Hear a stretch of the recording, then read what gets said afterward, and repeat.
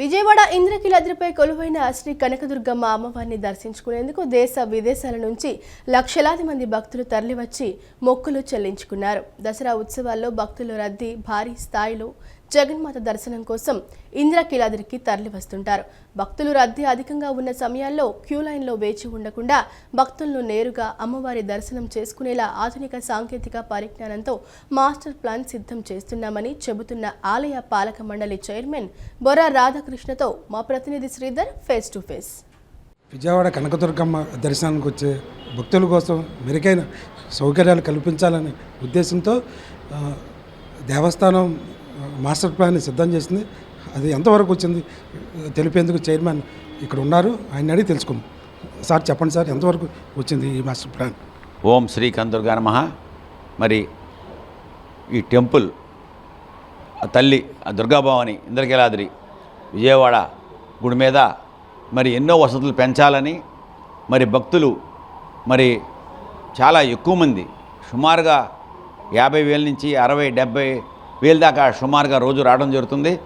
మరికి ఒకప్పుడు ఉన్న వసతులు కాకుండా ఇప్పుడు ఎన్నో వసతులు వాళ్ళకి పెంచాల్సిన బాధ్యత మన మీద ఉంది. కాబట్టి ఈ దేవాలయం మీద మరి మన గౌరవనీయ ముఖ్యమంత్రి వర్యులు చంద్రబాబు నాయుడు గారు సూచనల మేరకు ఇక్కడ వచ్చిన భక్తులందరూ ఎండలో లేకుండా క్యూ కాంప్లెక్స్ ఒకటి, పార్కింగ్ ఎట్టగా చాలా మేజర్ ప్రాబ్లం, పార్కింగ్ కార్లు పడతల.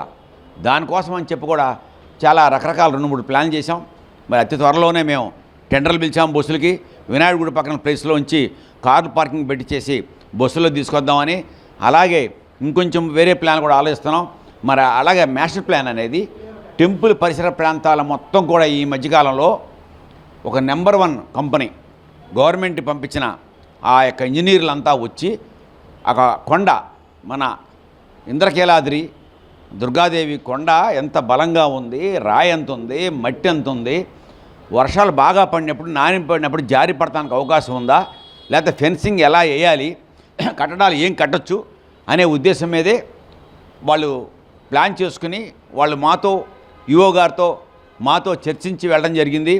వాళ్ళ ప్లాన్లన్నీ కూడా తీసుకెళ్లారు. వాళ్ళు ఒక బృందం వచ్చింది 10 మంది. సుమారుగా 5 రోజులు వాళ్ళు ఈ పరిసర ప్రాంతాలు మొత్తం చూసుకుంటా కంప్లీట్గా టెంపుల్ కొండంతా కూడా చూసుకొని వాళ్ళు ఎక్కడెక్కడ ఎలా చేస్తే బాగుంటుంది, ఈ ప్లేస్లో ఏం చేస్తే బెటర్, మనకి ఈ ప్లేస్లో ఏం చేస్తే బెటరు, మనకి ఫ్యూచర్లో మనం కట్టాము చేసామంటే కాదు, ప్రమాదం జరగకూడదు. ఎప్పుడు కూడా మంచి వర్షాలు ఉంటాయి, తుఫాన్లు ఉంటాయి, మట్టి జారకూడదు, కొండరాళ్ళు జారకూడదు. దాని మీద పరిశోధన ఆల్రెడీ ఇంకొక ప్రైవేట్ కంపెనీ ఒకసారి చేసి ఇచ్చింది మనకి, మెడ్రాస్ ఐఐటి వాళ్ళు. మరి అట్టా ఇప్పుడు గవర్నమెంట్ పంపించింది వీళ్ళని.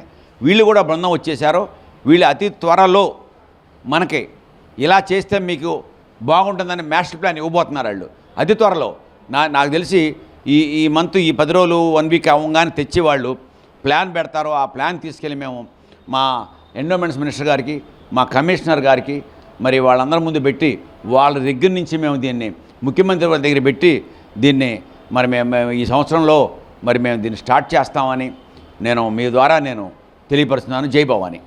సార్, కింద నుంచి ఘాట్ రోడ్ నుంచి పైకి వచ్చే భక్తులకి కింద రూపంతా పాడైపోయింది.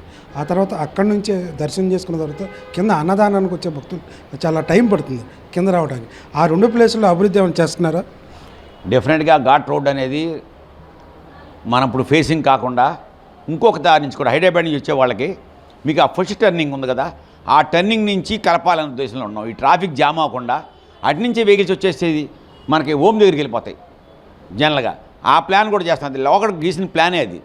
మధ్యలో ఈ ప్రభుత్వాల మాటం ఇంట్రెస్ట్ లేకపోవడం ప్రభుత్వాలకి ఆగిపోయింది. అది దాన్ని కూడా మళ్ళీ ఇంప్లిమెంట్ చేస్తే ఎదురుగా ఉన్న ఘాట్ రోడ్లో ఇబ్బంది ఉండదు, ట్రాఫిక్ జామ్ ఉండదు, అటు నుంచి వచ్చేవాళ్ళు వెహికల్ ఆగవు చేస్తాం. అలాగే ఇప్పుడు మన అన్నప్రసాద యొక్క బిల్డింగ్లు కొత్తది పెడుతున్నాం మనం. కొత్త దాంట్లో సీటింగ్ కూడా ఎక్కువ వస్తుంది. ఇంకా ఆ ఇబ్బంది ఉండదు. ఇంకా డెఫినెట్గా ఎంతమంది వచ్చినా కూడా సుమారుగా 1000 సీటింగ్ పెడుతున్నాం. నీకు ఆ రద్దీయే ఉండదు. ఇంకా రద్దీ ఎట్నుంచి రావాలి, ఎట్నుంచి వెళ్ళాలి, మహామండపంలోకి రద్దీ ఉన్న రోజుల్లో ఎట్టెళ్ళాలి, వెయిటింగ్ హాల్ ఎక్కడ, వెయిటింగ్ కూడా ఈసారి బ్రహ్మాండంగా మేము సీటింగ్ ఏర్పాటు చేస్తున్నాం. భక్తులకు ఇప్పుడు అంత వెయిటింగ్ లేదు. ఏదో 1-2 రూముల్లో కుర్చీలు వేస్తున్నాం. కానీ భక్తులు ఒకవేళ లేట్ అయినా కూడా ఎక్కువ మంది వచ్చినా కూడా వాళ్ళందరికీ భోజనం చేస్తానికి ఆ ప్రసాదం తీసుకెళ్తానికి వచ్చిన అందరికి కూడా మేము సిట్టింగ్ ఏర్పాటు, ఫ్యాన్లు అవన్నీ కూడా ఏర్పాటు చేయబోతున్నాం. జై భవాని. మాస్టర్ ప్లాన్ ఎప్పుడులాగా పూజ చేస్తారు. నిర్మాణాలు ఎప్పుడు స్టార్ట్ చేస్తారు సార్?